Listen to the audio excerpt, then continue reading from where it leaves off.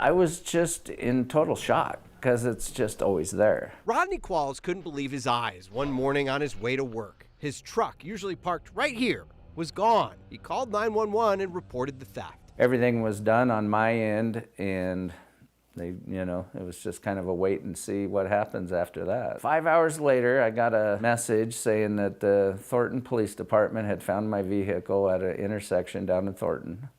And abandoned. Rodney was out of town for work. His wife Tasha was still home. They towed it to an impound shop, and then we had to come get it within so many days. The theft happened on a Monday, but because Rodney was gone, they couldn't pick it up until Wednesday. And when they got to the tow yard, they were handed a bill. How much did it end up costing you?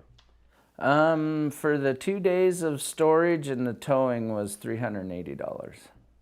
$380 after you get your truck stolen. Yes, it felt just like a little more insult. The couple thought they were protected by a 2023 law that Tasha believed created a fund for towing companies. She researched it in the parking lot. But the towing company said the law didn't apply. So the couple paid the fee and took the truck. As I was sitting in my car in the parking lot of the towing company, I'm emailing you.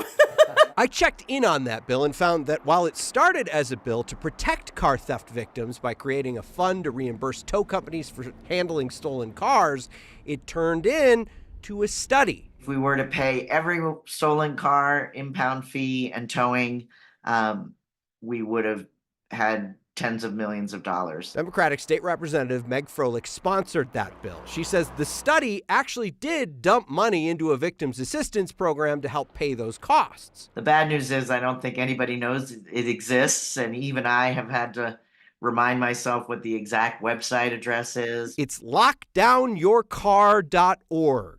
It's the first we've heard of that. Now Rodney and Tasha say they'll apply. Tow companies, they deserve to be paid when they go out and tow a car. They deserve that. It shouldn't be free. I just don't think it's fair for the victim to have to pay for it. So there are some municipal tow lots like Denver that waive fees for stolen vehicle tows. It's the private lots that tend to charge for them. I'll give you that website again. Write it down.